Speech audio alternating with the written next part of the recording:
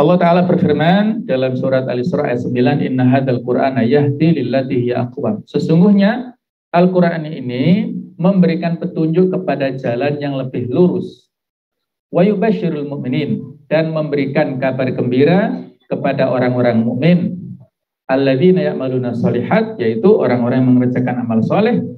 Anna lahum ajrun kabira, bahwa mereka mendapatkan pahala yang besar. Di dalam Al-Quran itu sebagai hidayah, ya, sebagai petunjuk jalan yang mengantarkan kepada kaum muslimin kebahagiaan dunia sampai di akhirat nanti. Ada sebuah kalimat kata-kata mutiara dari Hasan al-Basri, ya, seorang tabi'in. Carilah kebahagiaanmu dalam 3 hal. Ini penting antum tulis, ya. Ini penting sebagai bekal, bukan hanya bekal liburan, ya. Ini bekal sampai nanti antum tua. Carilah kenikmatan dan kebahagiaan dalam 3 hal. 1, dalam sholat. 2, dalam berzikir. Yang 3, dalam membaca Al-Quran. Itu wasilah, ya, untuk mendapatkan kebahagiaan hidup.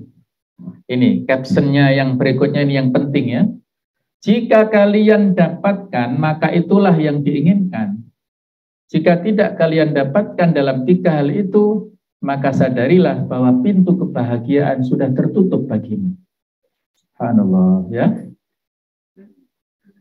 Paham? Kalau kita tenang, mendapatkan kelezatan, ketentraman, kebahagiaan, kegembiraan dengan 3 hal ini, berarti itulah yang kita inginkan. Kita telah mendapatkan kebahagiaan itu yang sebenarnya. Tetapi kalau kita tidak merasakan kebahagiaan dalam sholat, panggilan sholat masih malas-malesan, sholat-sholat sunnah masih ogah-ogahan kita lakukan, berzikir juga kadang-kadang saja, tidak ada rutinitas zikirnya itu apa, spiritnya harian itu apa, pagi apa, siang apa, malam apa misalnya. Baca Al-Quran juga sesempat-sempatnya. Kalau sudah baca 1-2 halaman, sudah ngantuk, berarti kita belum mendapatkan kebahagiaan. Dan berarti, kata Hasan al-Basri, bukan kata saya, sadarilah bahwa pintu kebahagiaan sudah tertutup bagimu. Na'udzubillah min dzalik. Kalau tertutup terus mau kita buka lewat mana lagi? Nah, jadi harus dikoreksi, ya. Ini waktu bulan Ramadan adalah saatnya kita untuk membenahi diri kita masing-masing. Alhamdulillah, ya, ada yang sudah hatam, ada yang 4 kali hatam, ada 3 kali, ya, ada. Insyaallah, ya. Anak saya yang di PPDU Putra tempo hari 3 kali hatam, terus sampai juz 10. Sekarang mudah-mudahan itu berarti ada peningkatan, ya, yang laki-laki, Masya Allah, ya. Kemudian kebahagiaan itu memiliki standar, ya. Jadi mengacu kepada kadar bacaan Al-Quran. Ada seorang murid bertanya, wahai guru, berapa banyak aku harus membaca Al-Quran? Kata gurunya, tergantung kadar keinginanmu untuk bahagia. Semakin kamu ingin bahagia, semakin harus banyak baca Al-Quran. Kalau ingin biasa-biasa saja, ya sedikit saja. Iqra' wartaqi, ya, dalam hadis kan begitu. Iqra' wartaqi. Bacalah dan naiklah. Fa inna manzilataka fil akhirat alama qara'ta fihi, atau kama qala, ya. Jadi posisimu, kedudukanmu di akhirat nanti adalah tergantung sebanyak apa bacaan Qur'anmu. Ini ada beberapa penafsiran, ya. Di antaranya adalah semakin banyak hafalan Quran kita, maka semakin kita itu tinggi, karena nanti kita seolah-olah disuruh untuk tasmi' di akhirat. Ini penafsiran, ya, hadis yang ada yang menafsirkan begitu, seolah-olah kita disuruh mentasmi'kan hafalan kita. Semakin banyak hafalan maka semakin posisinya tertinggi, karena posisi yang terakhir adalah posisi bacaan yang paling terakhir. Semakin banyak yang kita setorkan hafalan kita, maka posisinya semakin tinggi. Allah alam, ya. Itulah standar kebahagiaan. Hidup bahagia dengan Al-Quran, ya. Orang yang berbahagia atau dalam bahasa Arab adalah as-sa'id, adalah orang yang perhatiannya tertuju kepada Al-Quranul Karim. pikiran dan tekad kuatnya tertuju kepada memahaminya dan mengamalkannya. Pokoknya himmahnya, orientasinya Al-Quran. Pengen ya, misalnya dia berorientasi supaya anak-anaknya menjadi penghafal Quran. Ya, kalau dia sendiri sudah tidak mampu, anak-anaknya.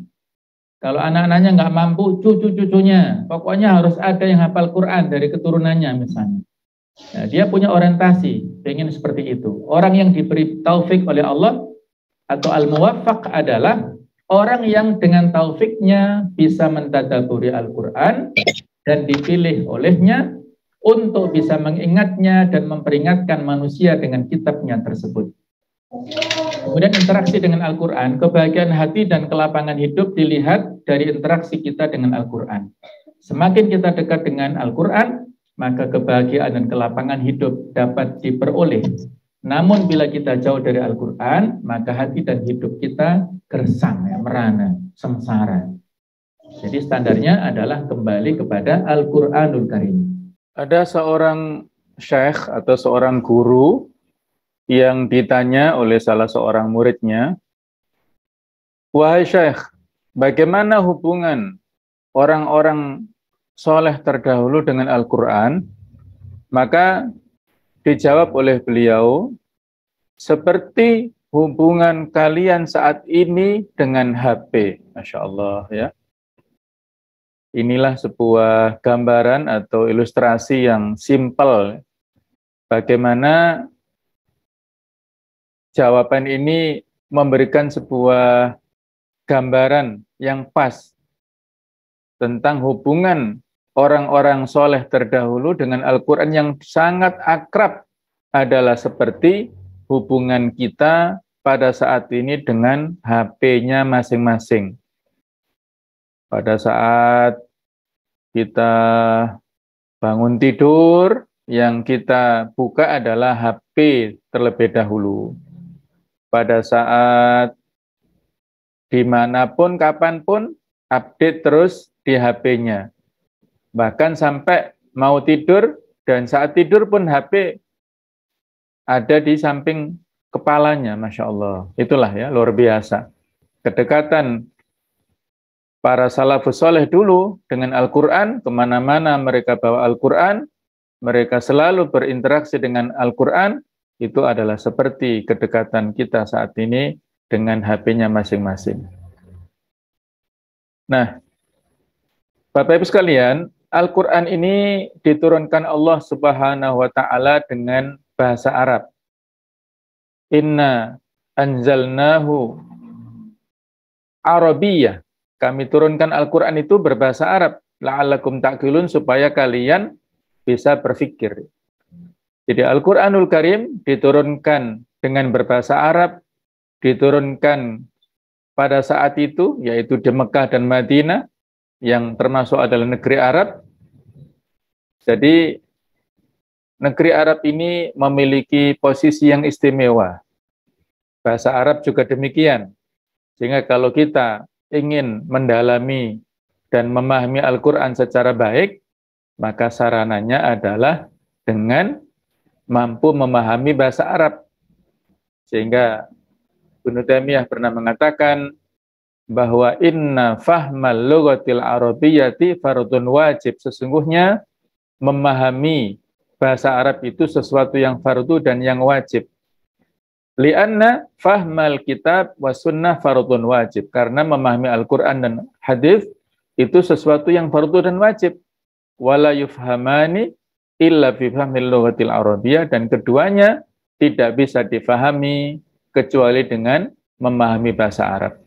Wa ma la yatimul wajibu illa bihi fahuwa wajib. Sesuatu yang tidak sempurna sebuah kewajiban kecuali dengan sesuatu itu, maka hukumnya menjadi wajib. Memahami bahasa Al-Quran adalah sebuah keharusan dan tidak sempurna kewajiban itu kecuali dengan memahami bahasa Arab, maka memahami bahasa Arab sebagai wasilah untuk memahami Al-Quran itu adalah sebuah keharusan bagi setiap muslim. Nah, Bapak Ibu sekalian, ini ada sebuah pelajaran yang bisa kita ambil ya. Bagaimana Allah Subhanahu wa taala memberikan hidayah kepada seseorang. Ini ada kisah yang terjadi pada zaman Khalifah Al-Ma'mun. Khalifah Al-Ma'mun itu adalah putra daripada Khalifah Harun Ar-Rasyid, yaitu di antara Khalifah Bani Abbasiyah. Nah, Khalifah Al-Ma'mun ini pernah tertarik dengan tulisan seorang tokoh penulis kafir yang saat itu luar biasa kemampuan menulisnya. Nah, Khalifah Al-Ma'mun memberikan tawaran kepada tokoh kafir ini pekerjaan dan mengajaknya masuk Islam. Tapi beliaunya belum berkenan saat itu dan pergi meninggalkan Baghdad, meninggalkan istana, dan baru pada 1 tahun berikutnya beliau kembali dan sudah masuk Islam. Maka betapa herannya sang khalifah, ada apa? Apa sebab yang menyebabkan Anda masuk Islam? Maka diceritakan ya, bahwasanya beliau berkelana. Beliau membeli kitab Taurat, kemudian disalin, ditambahkan, kemudian dikurangi dan dijual kepada rahib-rahib Yahudi, dibeli dengan harga mahal. Nah, kemudian tersebar luas. Pada waktu yang berikutnya, beliau membeli kitab Injil, disalin, ditambahkan dan dikurangi, kemudian dijual kepada para pendeta Nasrani. Dan akhirnya tersebar luas. Nah, pada sesi ketiga, tahap-tahap berikutnya, beliau membeli Al-Quran, disalin dengan baik, ditambahkan, dikurangi. Ketika ditawarkan kepada para ulama kaum muslimin, tidak ada satupun yang membeli kitab ini, karena mereka tahu bahwa kitab ini palsu, bukan Al-Quran yang sebenarnya. Akhirnya beliau memiliki sebuah kesimpulan, inilah agama yang benar. Ketika kitab sucinya tidak mampu untuk dipalsukan, maka berarti ajarannya juga asli. Kebalikannya, kalau kitab sucinya tidak mampu dibedakan mana yang asli, mana yang palsu, maka bisa dipastikan ajaran yang dipeluk oleh pemeluknya masing-masing, yaitu agama Yahudi atau Nasrani ini adalah banyak penyimpangan. Dan memang seperti itulah Allah Ta'ala telah memberikan jaminan di surat Al-Hijr ayat 9. Inna nahnu nazzalna dzikra wa inna lahu lahafidun. Sesungguhnya kami telah menurunkan Al-Quran dan sesungguhnya kami benar-benar memeliharanya. Kalau wahyu-wahyu samawi yang lainnya sebelum Al-Quran itu tidak ada jaminan penjagaan dari Allah, tetapi kalau Al-Quran dijamin, Allah menjamin Rasulnya dijaga hafalannya, para sahabat yang hafal Quran juga demikian, menjaga Al-Quran ini, dan sampai sanadnya turun-menurun sampai sekarang. Itu dijaga keasliannya, dijaga oleh Allah Subhanahu wa Ta'ala, sehingga hanya ajaran Islam yang tidak ada penyimpangannya, karena sesuai dengan petunjuk asli yang ada dalam Al-Quranul Karim.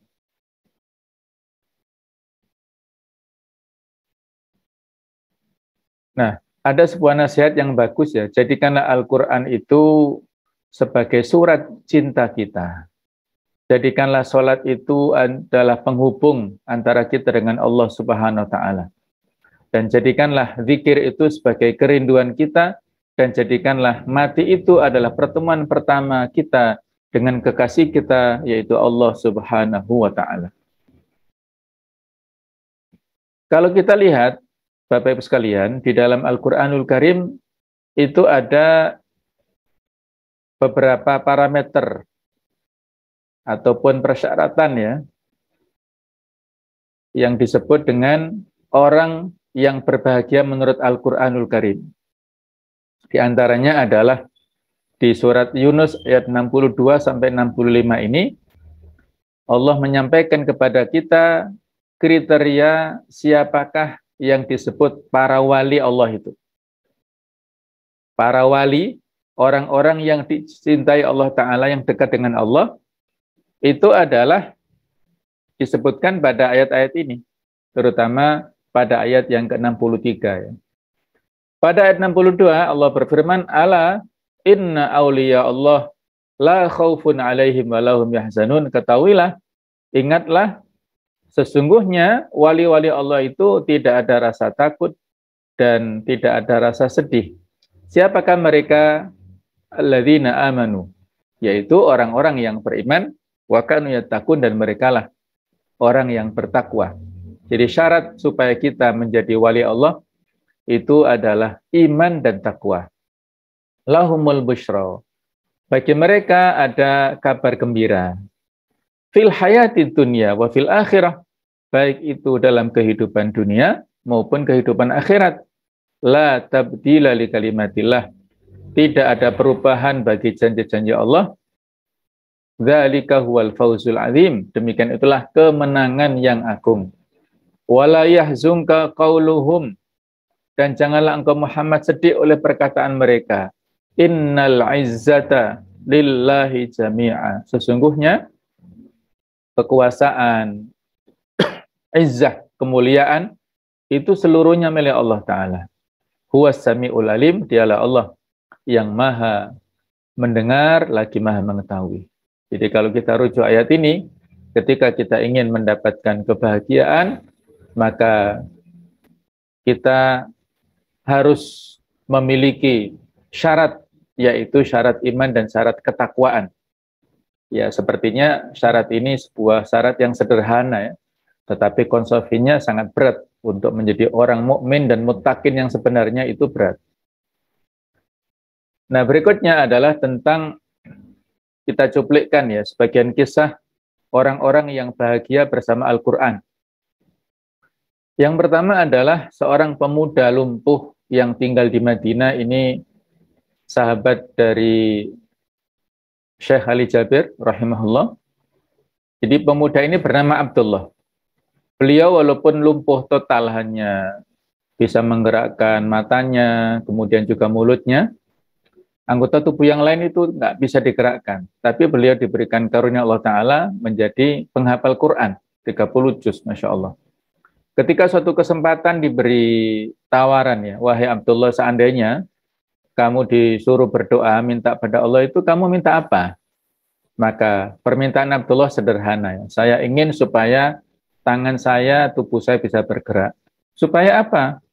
Supaya saya bisa membolak-balikkan mushaf dengan tangan saya sendiri. Ya, Masya Allah ya. Tangannya bisa digunakan untuk membolak-balikkan mushaf. Kemudian dengan tangan saya itu saya ingin mencium tangan ibu saya sebagai takdim saya kepada ibu saya. Dan juga saya ingin sujud untuk takdim ya, menghambakan kepada Allah Ta'ala. Masya Allah, inilah permintaan seorang Abdullah, nggak mulu-mulu ya. Dan ada seorang perempuan di Madinah yang jamilah, yang cantik, yang solihah ya, mau-maunya menjadi istri pendamping daripada Abdullah. Ketika ditanya, kamu kok mau menjadi pendamping pemuda yang lumpuh seperti itu, apa yang diharapkan? Coba kita dengarkan ya, bagaimana alasan wanita itu menjadi istri Abdullah. Katanya adalah, saya ingin menjadi pendamping Abdullah, menjadi istri Abdullah, dan saya ingin supaya Abdullah itu adalah sebagai wasilah saya untuk dimasukkan ke surganya Allah Subhanahu wa Ta'ala. Masya Allah ya, inilah luar biasa. Seorang istri solihah itu adalah memiliki sebuah jalan, pintu untuk sampai ke surga ketika nanti suaminya ridho ya. Ayyumma mamra'atin matat wa zawjuha radin anha takhulatil jannah. Setiap wanita, siapapun yang meninggal dunia sementara suaminya ridho, maka dia nanti di akhirat akan masuk ke surganya Allah Ta'ala. Masya Allah. Kemudian yang kedua adalah seorang remaja atau anak kecil lah, karena usianya baru SMP ya, yaitu Mu'ad. Mu'ad ini ditakdirkan Allah Ta'ala lahir dalam keadaan buta, tapi dia tidak patah semangat dan didukung penuh oleh si ayahnya. Mu'ad ini ingin menjadi penghafal Quran, maka dia bolak-balik sering ya diantar ke gurunya Syekh yang nggak dekat dari rumahnya. Perjalanan naik motor itu kurang lebih adalah 45 menit dari rumah ke pondoknya lah ya, ke sekolahannya. Dan cukup keras dalam membimbing ya si Syekhnya ini. Nah, dengan perjuangan yang luar biasa itulah Mu'ad ini menjadi penghafal Quran, hafidhul Quran. Ketika diundang di salah satu stasiun televisi di Mesir sana, ditanya, apakah apa yang memotivasimu ya untuk menjadi seorang hafidh?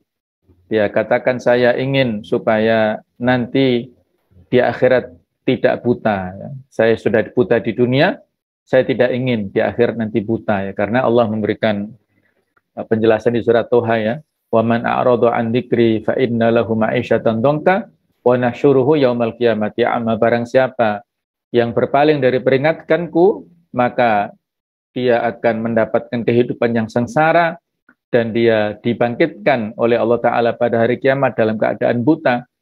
Qala rabbi lima hasyartani a'ma wa qad kuntu basira. Ya Allah, kenapa engkau bangkitkan aku dalam keadaan buta padahal dulu aku di dunia itu bisa melihat? Maka jawaban Allah adalah kadzalika atatka ayatuna fanasitaha wa kadzalikal yauma tunsa. Yang demikian itu adalah karena telah datang peringatan-peringatan Allah, ayat-ayat Allah, tapi kamu cuekkan, kamu tidak respon di dunia, tidak pernah dibaca Al-Quran. Maka seperti itulah kami melupakanmu pada saat ini. Masya Allah ya, itulah motivasi dari Mu'ad. Saya nggak ingin buta seperti di dunia, pada saat di akhir nanti saya ingin melihat. Nah, kemudian ditanya, apakah Anda sedih, menyesal menjadi orang yang buta seperti ini? Kata Mu'ad, tidak. Justru saya bersyukur, bergembira, bahagia. Mengapa?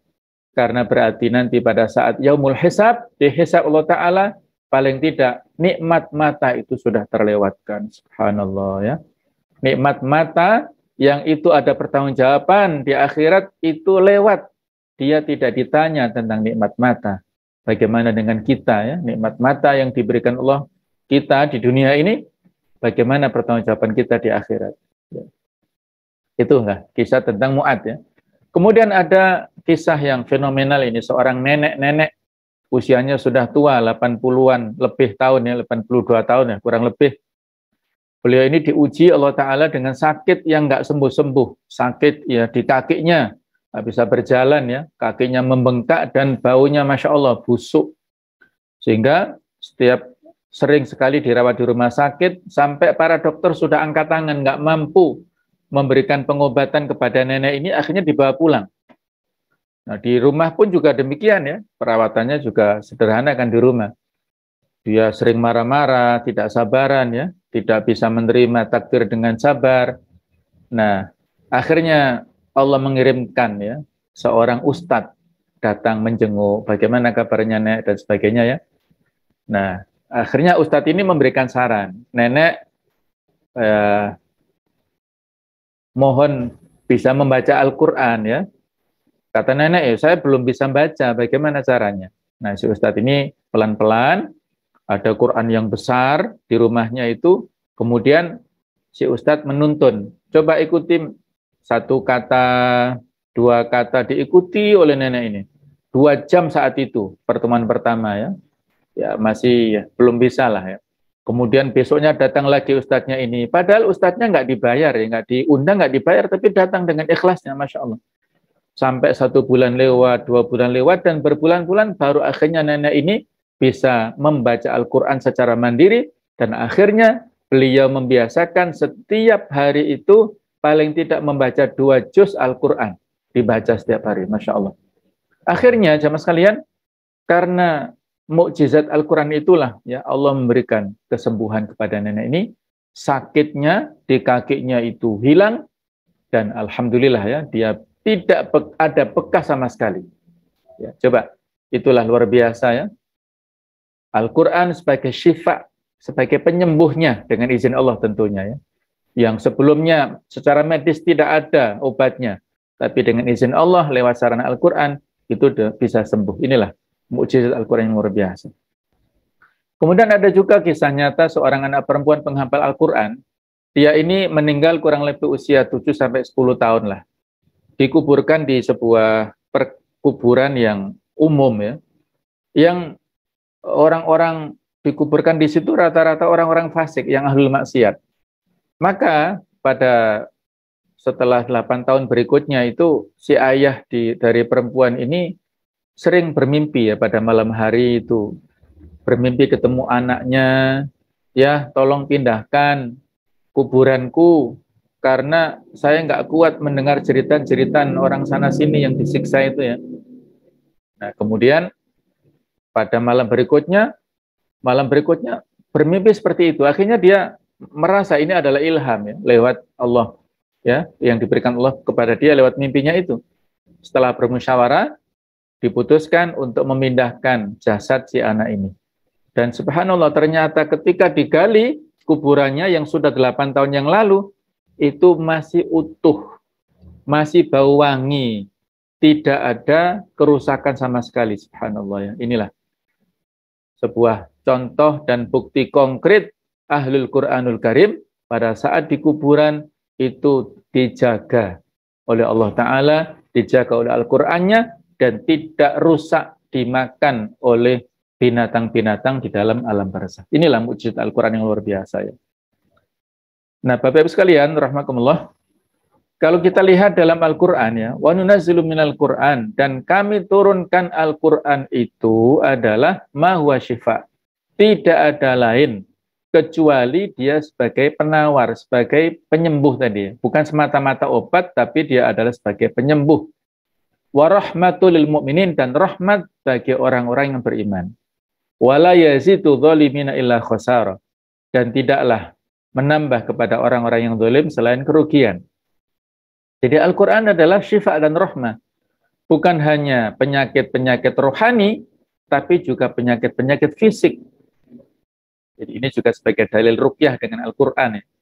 Kalau ada anak kita yang sakit atau apa, kita bacakan misalnya surat Al-Baqarah, surat Al-Fatihah, surat yang lain-lainnya, atau surat Yasin, silakan. Semua surat Al-Quran adalah syifa. Jadi kita maksudkan, ya Allah, dengan bacaan Quran ini, tolong sembuhkan anakku ya Allah, insya Allah. Wa idza maritu fahuwa yashfin, ketika kita sakit maka Allah yang memberikan kesembuhan. Dengan saran Al-Qur'an insyaallah anak-anak kita bisa sembuh.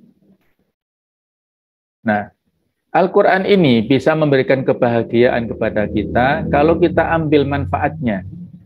Al-Qur'an ini ketika diturunkan Allah Ta'ala kepada Nabi Muhammad SAW bukan sekedar untuk menjadi hiasan rumah, hanya dipajang di rak-rak buku saja, bukan ya. Meskipun membacanya adalah ibadah, tetapi seperti halnya resep dokter, kalau nggak ditebus di apotek, nggak dibelikan, itu nggak ada manfaatnya, nggak ada efeknya. Oleh karena itulah, kita harus berinteraksi secara baik dengan Al-Quran, agar kita mendapatkan manfaat yang besar darinya, seperti yang pernah dialami oleh generasi pertama dulu, yaitu para sahabat yang sebagian sudah kita ceritakan tadi. Ya. Apa saja yang harus kita penuhi, supaya kita bisa mengambil manfaat dari Al-Quran? Kata kuncinya adalah al-mu'ayasyah. Berinteraksi, beradaptasi yang baik dengan Al-Quran. Nah, bagaimana cara kita bermu'ayasyah, berinteraksi, adaptasi dengan Al-Quran? Maka paling tidak kita harus memenuhi 5 syarat berikut ini. Yaitu yang pertama, at-ta'attub ma'ahu. Kita bersikap sopan terhadap Al-Quranul Karim. Yang kedua adalah husnul talaqi, kita membaguskan dalam menerimanya. Yang ketiga al-iltifatu ilal ahdafil asasiyah, berinteraksi dengan tujuan asasi Al-Quran. Kemudian yang keempat adalah ittiba'u kaifiyati ta'amuli sahabah, mengikuti cara-cara interaksinya para sahabat dulu. Dan yang kelima adalah intifa'ul mawani', tidak adanya hambatan. Nah, ini kita sebutkan ya, penjelasan daripada 5 persyaratan. Yang pertama, supaya kita memiliki adab terhadap Al-Quran, yaitu dengan niat yang baik. Tujuan kita beradaptasi dengan Al-Quran, interaksi itu niatnya baik, bukan untuk niat-niat yang buruk ya, atau niat duniawi misalnya, bukan ya. Kemudian harus memiliki hati dan fisik yang bersih. Mengosongkan jiwa dari segala kesibukan. Jadi kalau baca Al-Quran jangan disambi-sambi WA-an atau ngobrol ya, itu berarti nggak beradab kita. Dan juga adalah memfokuskan pikiran bersama dengan Al-Quran. Fokus ya, terutama pada hari-hari di Ramadan ini ya, fokus. Para ulama kita dulu juga begitu. Nah, kemudian kita baik dalam hal menerimanya adalah dengan hati yang khusyuk, yang tunduk, patuh, takut kepada Allah Ta'ala, kemudian dengan mengagungkan Al-Quran, dan kita membacanya untuk dilaksanakan. Bagaimana supaya bisa dilaksanakan? Ya otomatis harus dipahami. Kemudian ketiga adalah kita melihat kepada tujuan asasi Al-Quran, bahwasanya dia adalah petunjuk yang disampaikan Allah Ta'ala, kemudian pembentukan kepribadian yang islami, dan menjadi pemimpin manusia. Al-Quran ini sebagai petunjuk jalan yang mengantarkan kita, ya. Jadi kita adalah sebagai makmumnya Al-Quran, Quran sebagai pimpinan kita. Kemudian tujuannya yang lain adalah pembentukan masyarakat Islami, bukan hanya skala pribadi, ini kan pribadi, kalau ini adalah Islami yang kolektif. Yang keempat adalah bagaimana kita mengikuti tata cara berinteraksinya para sahabat dulu, yaitu mereka punya an-nadhr al-kulliyah, memiliki pandangan yang global. Jadi Al-Quran diambil semuanya, tidak separuh-separuh. Kemudian kita masuk terhadap Al-Quran itu tanpa pretensi sebelumnya, ya. Jadi tidak ada persepsi-persepsi, tidak ada kepentingan-kepentingan yang kita miliki sebelum membaca atau memahami ayat-ayat itu, sehingga kita zero option lah istilahnya, ya. Jadi nggak punya kepentingan-kepentingan pribadi. Kita sami'na wa ata'na terhadap ayat-ayat itu, ya, bukan dikaduk-kadukkan, tapi kita betul-betul asfiqo al-mutlaqoh, percaya penuh terhadap ayat Al-Quran. Dan juga asy'ur bi annal ayah muwajjahatun ilaih. Kita merasa bahwa ayat itu tertuju kepada kita masing-masing. Nah, inilah interaksi para sahabat dengan Al-Quran adalah seperti ini. Yang terakhir adalah intifa'ul mawani', yaitu tidak adanya penghalang-penghalang, di antaranya penyakit hati, kesombongan, ya, takabur, ujub, ghurur, itu adalah bisa menghalangi kita, hasad dan sebagainya itu, ya. Mari kita bersama-sama berusaha, ya, hiasilah rumahmu dengan Al-Quran. Rumah itu akan terasa nyaman bagi pemiliknya, didatangi oleh malaikat, dijauhi setan dan banyak kebaikan jika dihidupkan dengan bacaan Al-Quran di dalamnya.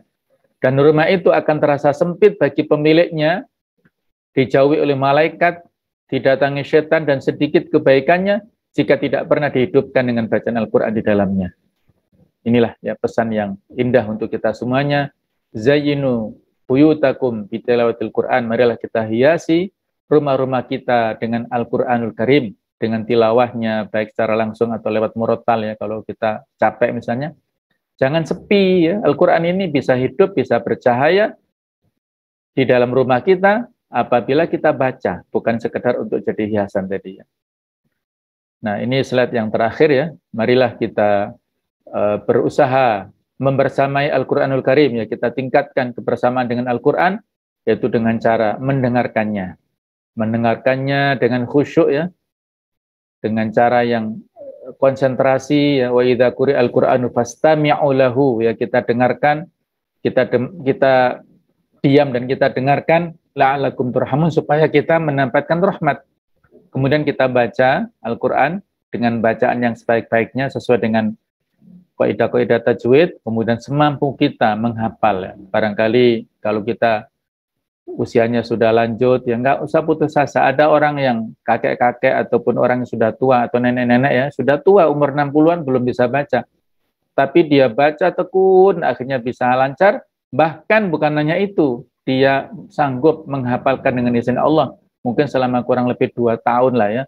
Dia jadi seorang hafidhah Al-Quran di atas usia 60-an. Subhanallah, ya, luar biasa. Kemudian kita merenungkan, mentadaburi ayat-ayat Al-Quran. Nah, kita baca tafsirnya, kita baca buku-buku, ya, terjemahannya, Al-Quranul Karim, kemudian kita mengamalkan.